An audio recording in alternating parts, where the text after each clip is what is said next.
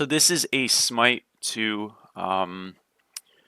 aspects kind of ranking. We're going to do an aspect ranking. So when you're playing in the PTS or when you end up playing Smite 2 with these aspects when they do come out, you get a vibe for which ones are actually good, which ones you should try first, which ones maybe you should avoid trying at the current moment.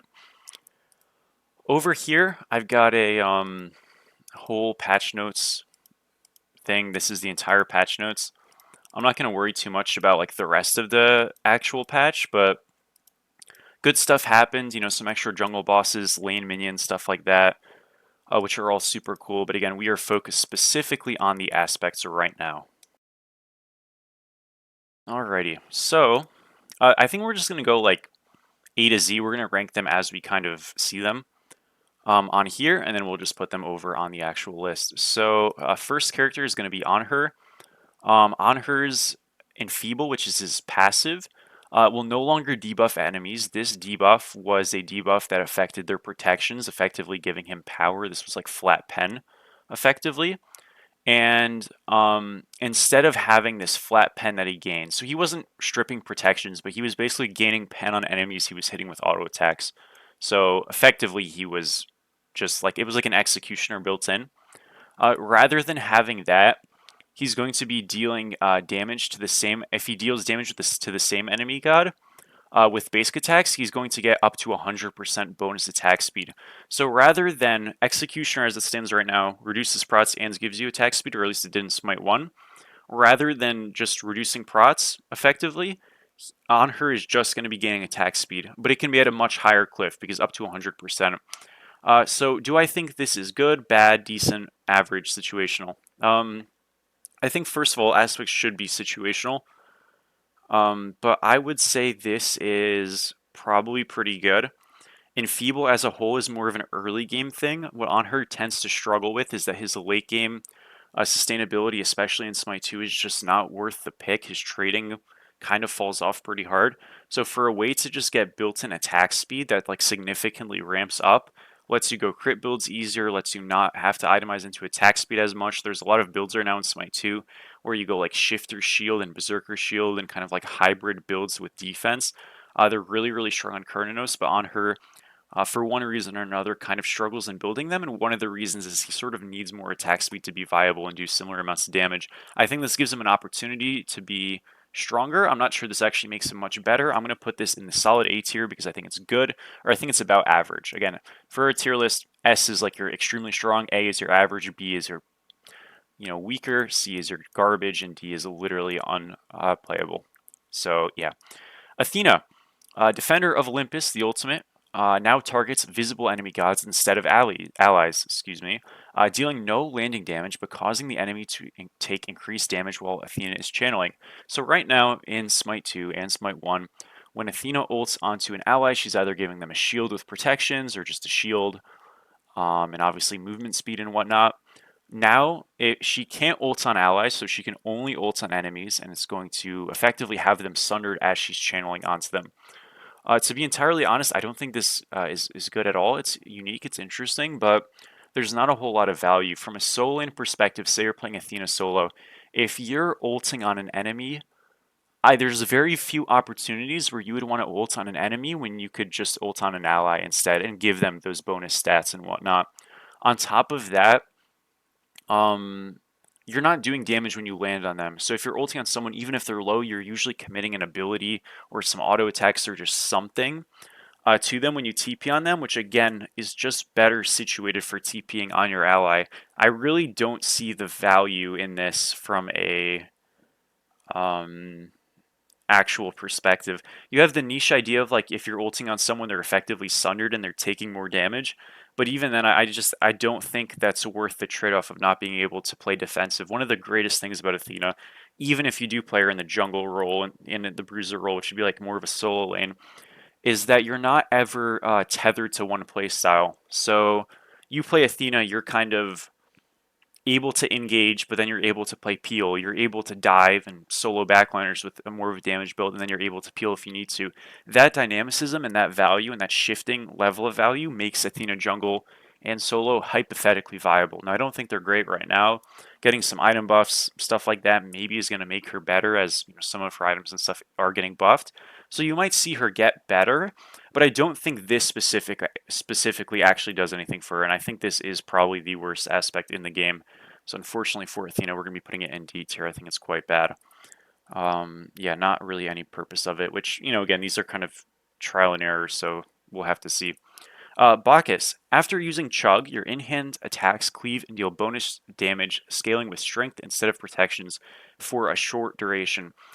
So this is sort of going for the Bacchus in the jungle situation, potentially Bacchus in solo. Realistically, you want Prots as a solo laner, so this is more of a Bacchus jungle full damage type of thing. I think Bacchus jungle full damage is still going to have issues with wave clear, or excuse me, buff clear, even with cleave autos. But it definitely makes it better. This one is weird because a lot of the things here is like, how good is the scaling going to be? How powerful are all of those numbers going to be? And right now we don't have like the best information with how it actually applies in practice. I would say this is okay. It seems like if you build a full damage build and utilize this the most, right? You're not really using the cleave because your abilities are going to be able to clear super easily, but it's still valuable for the early game. Again, if you were to go full damage Bacchus jungle, your worst part is probably going to be like pre-level 6. So this definitely helps in that regard.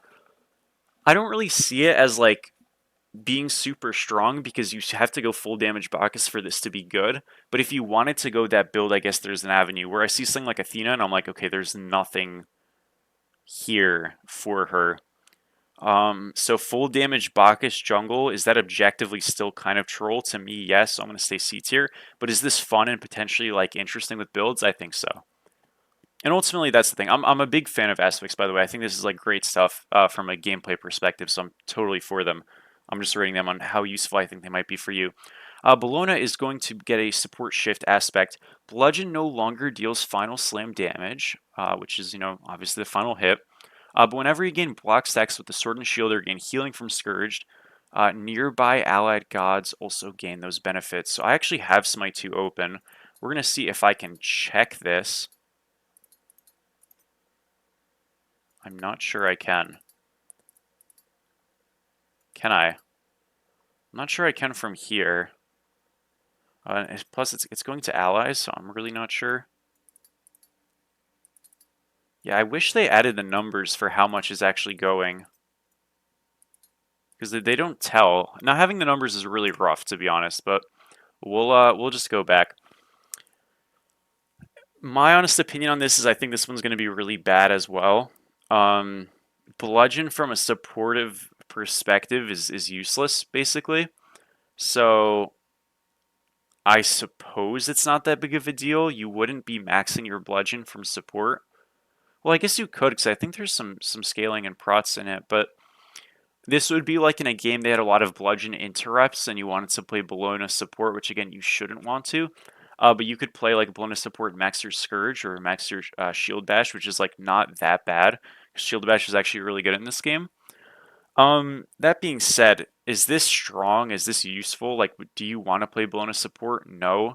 Do I even think this is like guaranteed a good thing for Bellona support? Probably, but it just seems kind of niche. Again, Bellona is a character that you pick solely for anti-auto attack purposes, like if you were to do something like this. So you have to envision a comp that's very, very anti-ADC, and I just don't think, or very, very like auto attacking. I just don't think that exists right now. When you see characters like Bacchus and Arachne get added into the jungle, and then you see more auto attack mids come out, like Amus and Cobb, maybe there's something here, but I just don't see it right now. Again, it does depend on how strong this actually is, but I still don't. Because again, you gain these black stacks off of getting hits off, so you have to have some attack speed for this to be viable. So then what is your support build? You're going like defense into Braggy's Harp and then full defense? I mean, that might be okay because Braggy's is OP, but I still don't, like, I don't see how this is a supportive thing at all. This just seems like very weird. This doesn't seem like a conquest thing is sort of the point. Which again, I'm bouncing off a conquest, so we're gonna put this into the D tier. Seems quite terrible. unfortunately. Could be good though in like 3 months from now, like once in a blue moon. And I think that's the thing I'm excited about with these aspects is like some of them, like the Athena one, look pretty garbage, but there's a world where like there's this one comp that it just fits. That's the same thing with Bacchus Jungle. Like Bacchus Jungle full damage is objectively like not the smartest thing to do, but is there like a comp where it can just fit? Maybe. Do I know one off the top of my head that I could put together? No. But is there one? Probably. Like okay, maybe let me just think of something. Okay, he's good into Susano, so could you put it into against the Susano jungle with a what's the solo laner Bacchus is good into? Let me look at some of my two gods really quick. I guess he's good into Bellona and Hercules. Hercules sucks, but okay, we'll entertain it. So Susano Herc, you see a support that Emoja. Okay, this is a realistic draft. So you have 3 characters, and then just a mid that can't self-peel super hard into Bacchus would be like Raw. Okay, you know what? Honestly, I think with there might be a world this isn't actually that bad. I'm gonna move it up to B. All right, we'll go on. I can actually like make a comp in my head because when I did the Bellona thing, I was trying to make a comp in my head. I couldn't do it. I can make a comp in my head with Bacchus. I think this is actually decent. We'll see though. Again, so much of this is like, do you know the scaling? And the answer is no. Cernunnos.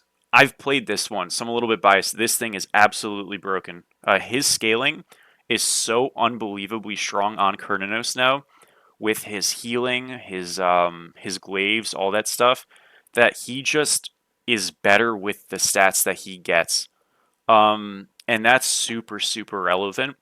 Does that mean Cernunnos is like going to be played in ADC with this? No, but can you actually feasibly play him in solo? Honestly, from one game, I already felt that. And in jungle, I can definitely see it. The dash cooldowns being like effectively reset as well. Not reset, but you don't really need to build cooldown. And if you dash through 2 targets, your dash is basically back to new. Is super powerful. I think this will get toned down and become worse, but right now Cernunnos melee is super cool and good. A lot of this I think stems from the character's already broken and the fact that he has an aspect that's good. It just helps his viability, and I think Cernunnos is going to be highly contested. So, interesting stuff, which he already is. Chaac, Rain Dance no longer heals but damages enemies. So I've seen some gameplay on this. And you do kind of just perma green glaive, yeah.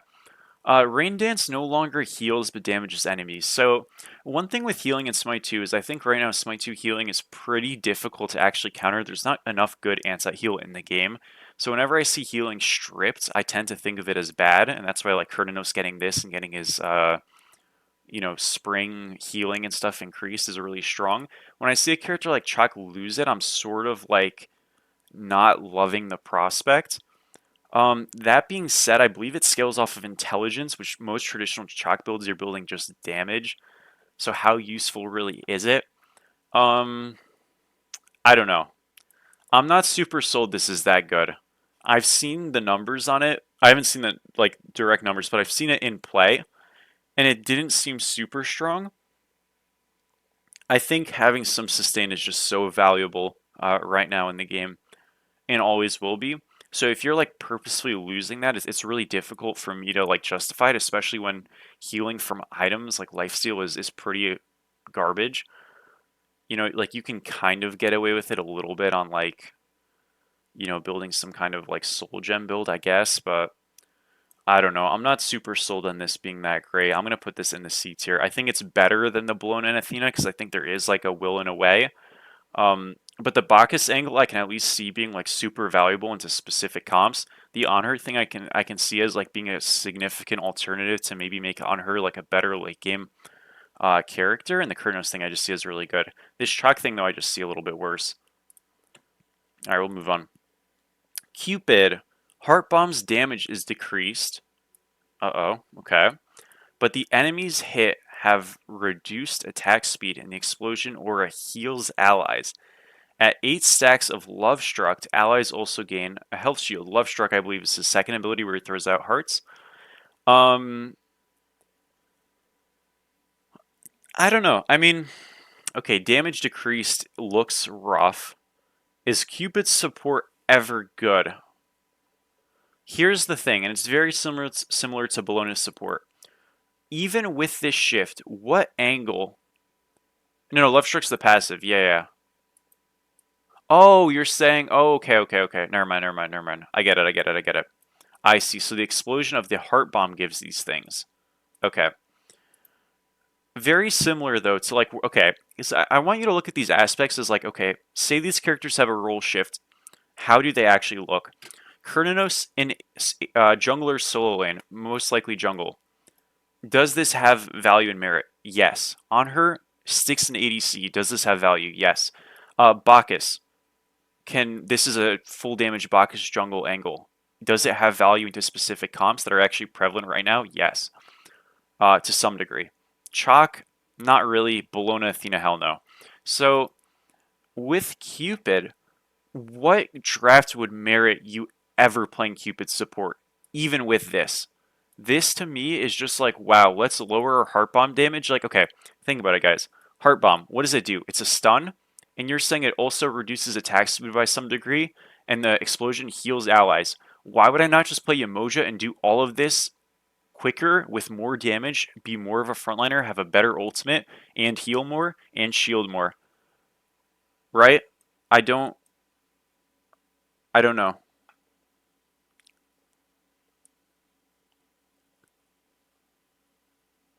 I'm not sure missing a single auto removes the attack speed fully. Does it?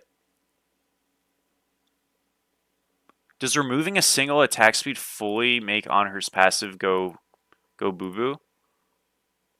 It does? Dude, that sounds so fake. Like, I believe you, but why would that be a thing? That makes this really not good then. Huh. Okay, I don't want to say really not good, but it makes it worse. Is it still okay? It's still definitely okay. It's still better than D tier. That's crazy. Am I done with Qs? Probably. Okay, Cupid though, anyways, just a budget Umoja. I guess it's worse than Bellona. This is terrible. Oboe also resets the passive? Okay.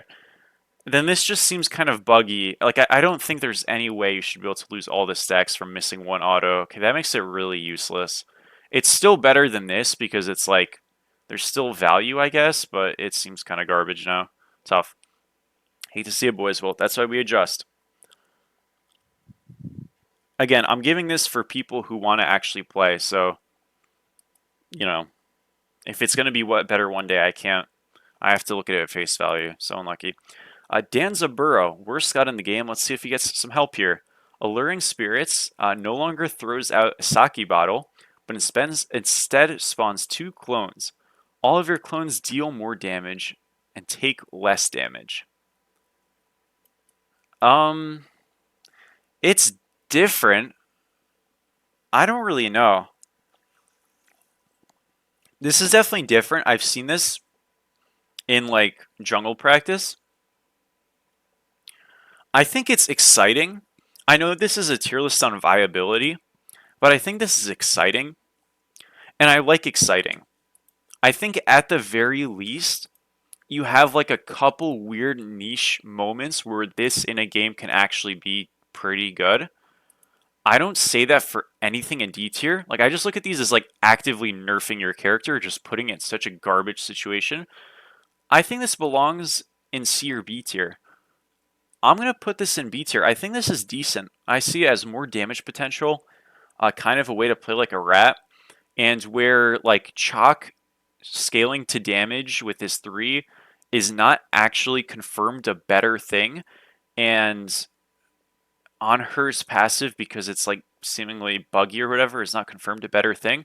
I'm not saying that like this Danza thing is like just automatically better or something or makes the character better, but I think there's an angle it's at least decent. So that's good enough for me to put it into B tier, I think. Fenrir. Brutalize, this is a support shift. Brutalize applies less damage, but it applies a stacking slow. Seething Howl's debuffs, or buffs, excuse me, effects are decreased, but applies to allies in an area all around him.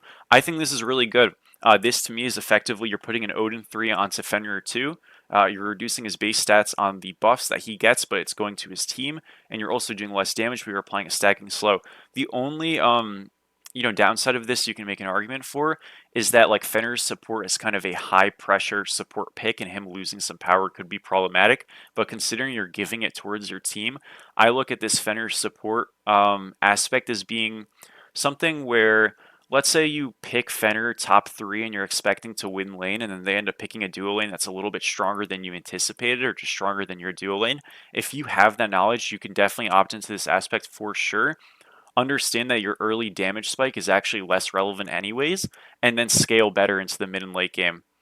I don't think this is bad at all. And even without that in mind, let's say you have pressure, let's say you're still just playing for the fight, having a slow is still strong enough to like, you know, cause value, and you're still a pressure character. Even if your brutalize is doing less damage, you can like just max the 2 first, and then only put 1 point in the brutalize, just have it for the slow, and then use the 2 to play objectives and stuff. I think this is great. I think this is very, very strong.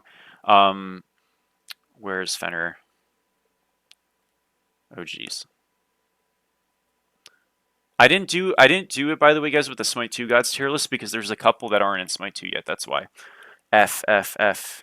Where is F? Am I just like a stupid moron? Hercules. Bro, what? Fafnir. There it is. Sorry. I'm going to put this in A tier. How's the PTS? Feels good. The games are terrible because awful people are in the queues. But it actually feels good. The game feels good. Or better. Yeah. Frame's a little rough sometimes, but the actual game itself feels good.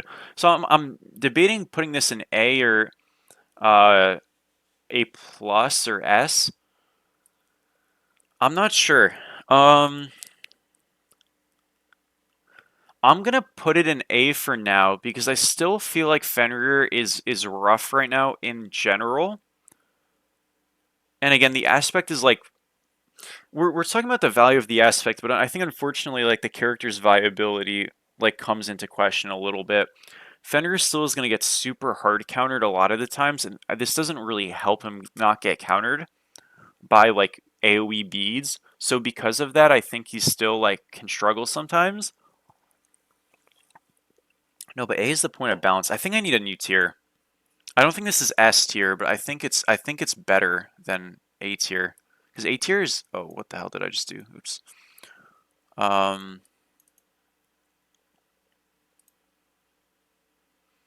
a row above. Yeah, let's do a new row. I think this is an A plus angle, guys.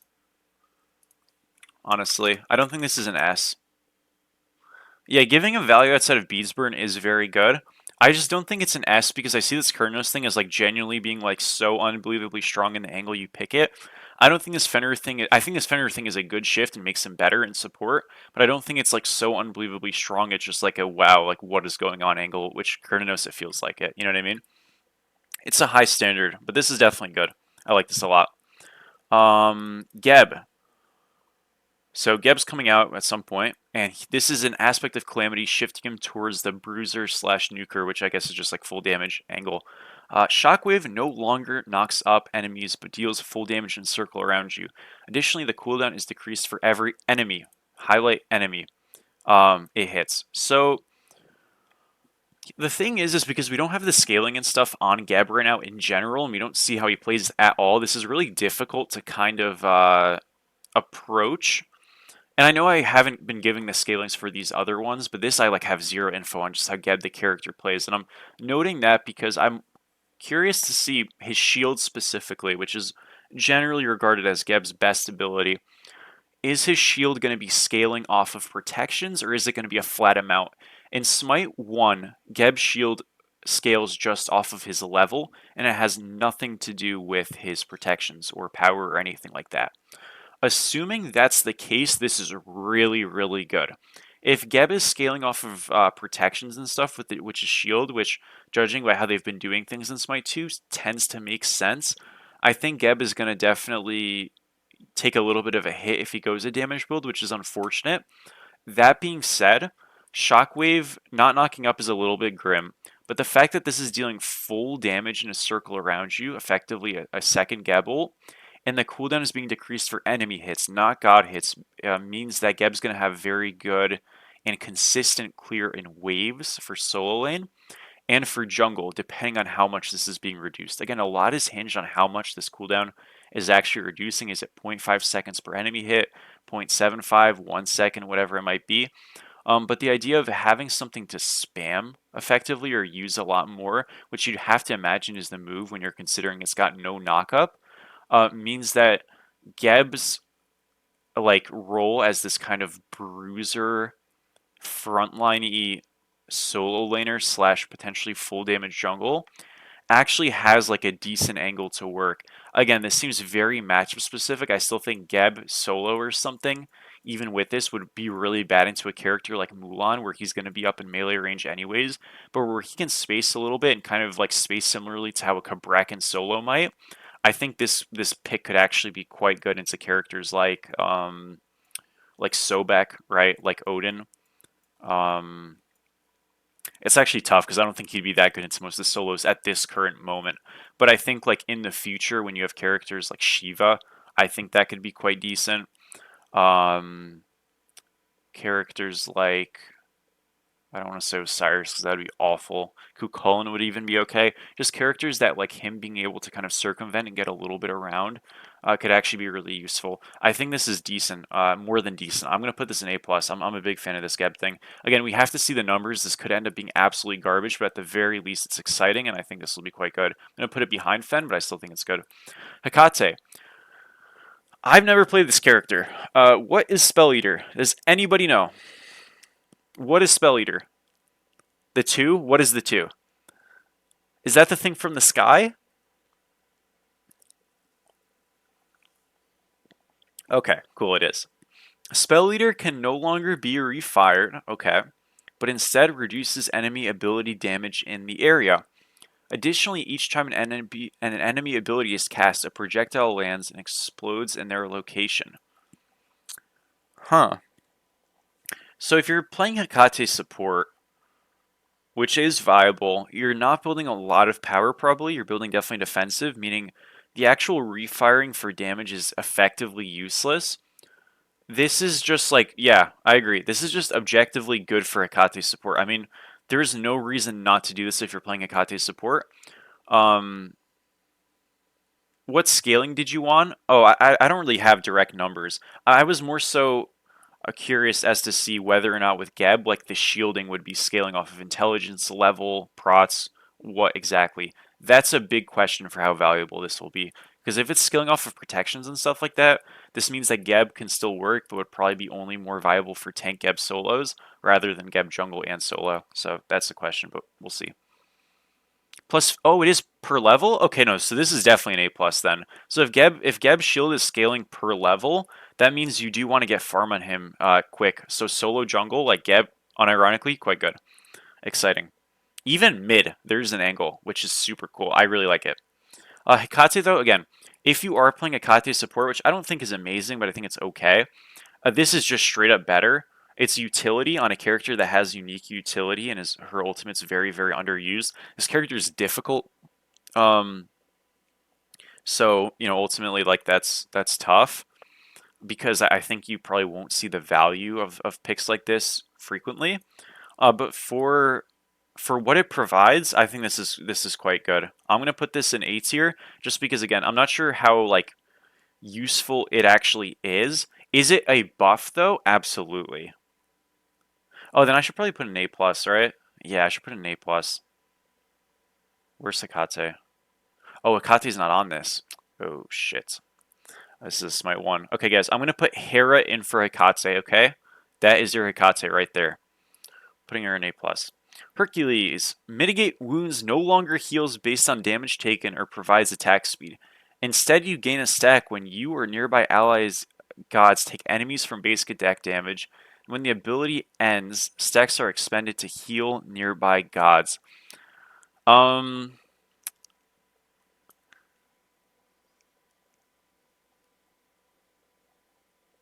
It's from basic attacks. And again, you're gaining a stack when you guys take damage from basic attacks. So this is less on damage taken and more about just taking literal auto attacks. This to me seems only valuable into comps that have a ton of like auto attackers. If you have like mages or something, this is pretty trash for you because again, you're not healing on damage taken. You're healing on when you or nearby allied gods take damage from basic attacks specifically. So you're looking at very auto attack things. This is super situational. I think this is a buff in times, but other games is completely abject useless. This is a perfect A tier to me. I like this. I think this is good. I think this is like a perfect aspect. Not that these aren't good or like even these two aren't good, but I think like with Anhur's being what it is and with Chaac's being kind of meh, and these D tier ones just being awful, this is like really nice. I like this one a lot. Again, very like very niche. I don't see this being super good, but I see this in the angles that it is good being quite cool. The biggest thing with Hercules, and this is similar to Bellona, but at least with Hercules support, there's like an angle that is viable.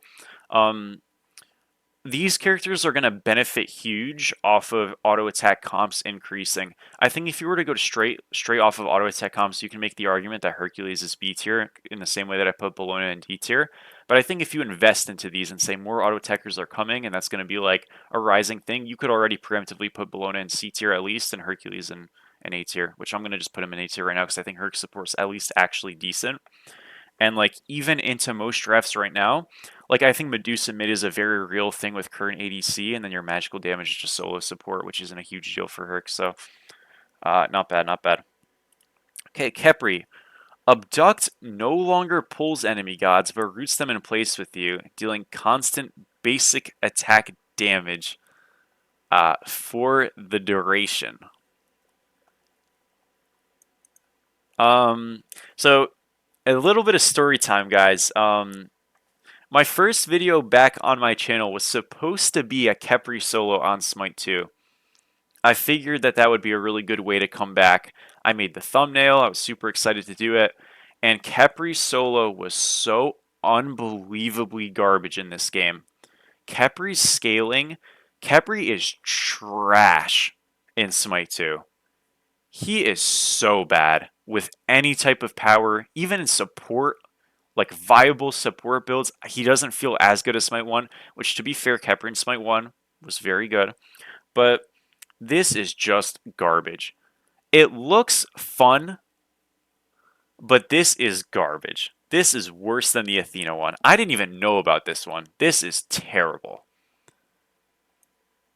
It's fun though. Abduct no longer pulls, roots them in place. You're getting rooted, dude. So what? So you're... Oh my gosh. So this only works if you're building full damage, right? Okay, wait. Here's an honest question. Is this better than Athena? Because this is like Giga Grief, and if you have full damage Khepri, you are just insta losing. But I still think there actually is more of an angle than the Athena one. Yeah, you know what? I think this is better. It's garbage. I mean, but the way that I'm equating that this is better is there at least a build, not viable? Is there at least a builder angle where this gets benefited from? Yes. There is zero builder angle where the Athena one gets benefited from. So yeah. Loki. Vanish no longer debuffs enemies, which is his invis, but instead stealths you and the nearest allied god on use. Ooh. Yeah. Okay. Yeah. I see why you guys mentioned this one. Oh shit. Why did this one go? Oh, whatever. Doesn't matter. Pink.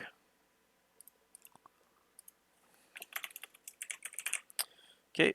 All right. We'll go on to the next one. Mordred.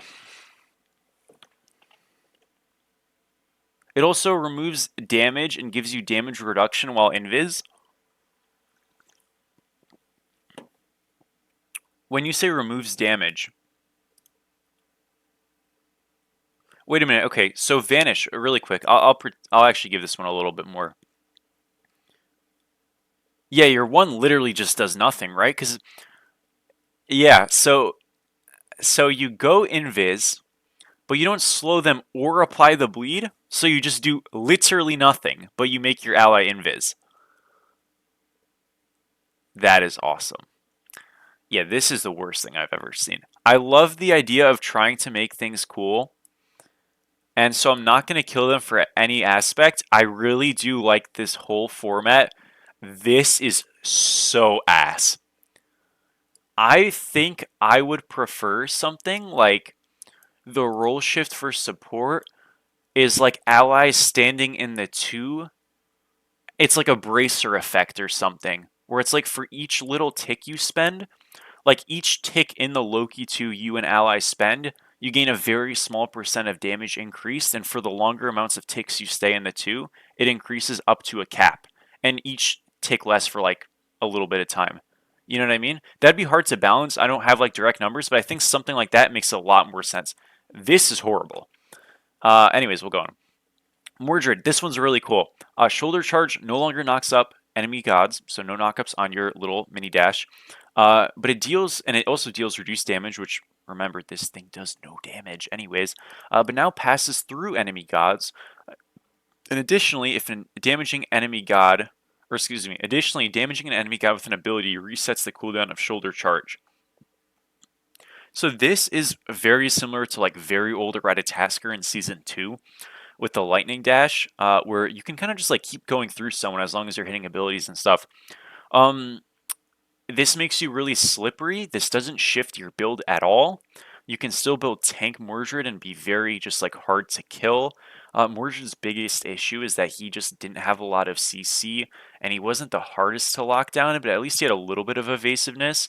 This really ups the ante in that. So even though Mordred, you could argue, falls off to a degree come late game, because he doesn't have, um, the CC a lot of characters do have, he's gotten quite a few buffs, and this just continues this idea of being this like assassiny warrior in the fray of the fight, but he's got evasiveness, and I think this is very strong. Again, we don't have Mordred, so we're going to go with an M character.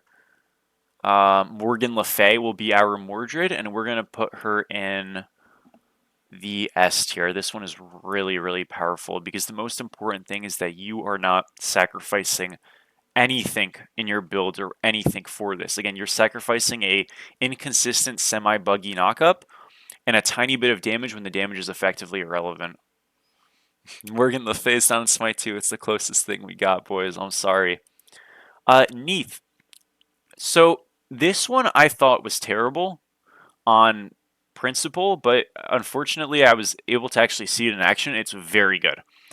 Broken Weave explosions no longer root enemies, so she no longer roots people on Neith. You lose CC, but you gain giga attack speed, like a ton of attack speed. And this idea is a different playstyle. You're effectively getting a super stim on Neith, but you lose CC.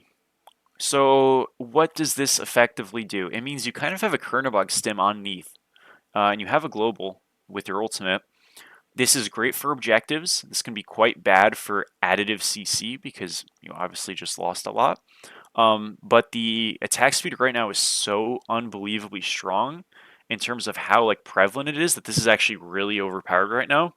But when this gets nerfed a bit, I still think this is valuable. I mean, you have a way to buff up your attack speed to do more for objectives, which is great. One of the things that Neith kind of can struggle with when you have a Neith on your draft is you're thinking like, man, we have Neith mid, our Fire Giant damage is just not that good. This completely fixes that. Now, granted, you lose some of what makes Neith good, so is that worth it? The answer is maybe sometimes, right? But this is good, like 100%. This is good. It gives a different aspect and value for the character that patches one of her weaknesses should you decide to go this. I don't think you need to go it, but I definitely think for shred comps, which again I very highly value, I think this is quite good. I'm going to put it at the top of A+.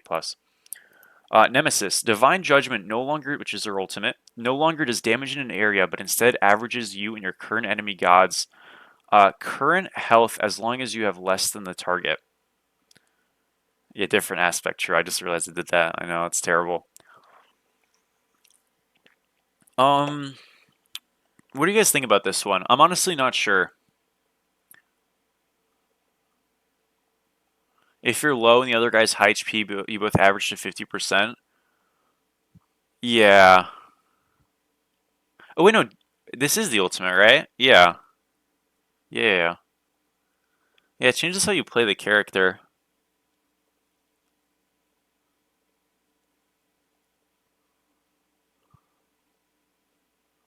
Yeah, I don't know. This is like really weird. Um, it's different. I like that it's different. I don't know how good this is. Like, I really can't tell.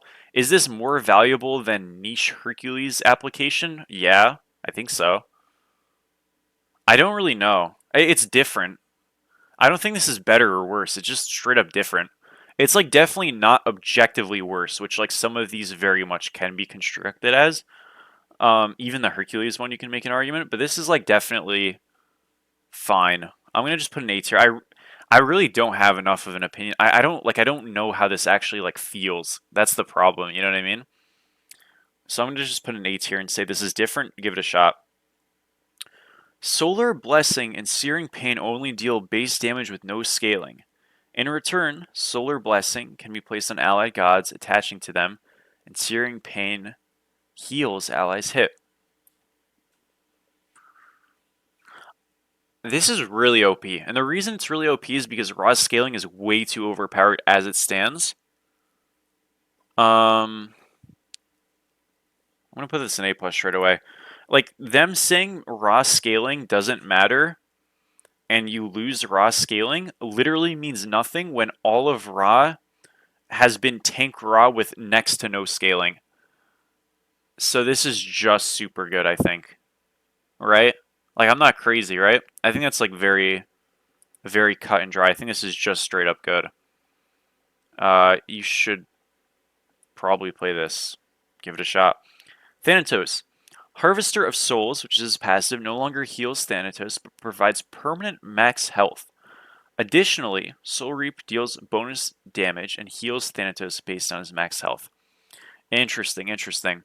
Um, it's bugged right now. Is it bugged to be better? Like, is the bug making him better than he's supposed to be? I believe you're getting what, like 5 health per stack on this or something? Or excuse me. Oh, it's 1.5 HP. Oh wow, okay, so it's way less than I thought. Oh, so it's 1.5 HP per minion killed, and he has both passes right now because it's a bug. Understood. Okay. Um. All right. Well, we're gonna take it without the bug. 1.5 HP and 5 per god is absurdly low. That's way too low. I don't think this is good at all, guys. Honestly. Like without the bug, I think this is terrible. 1.5 per minion and 5 per god. Again, Thanatos is your coin flip quintessential character, and he's very interesting for that. I think you need a lot more value for than 5, you know, than 5 health for a god kill.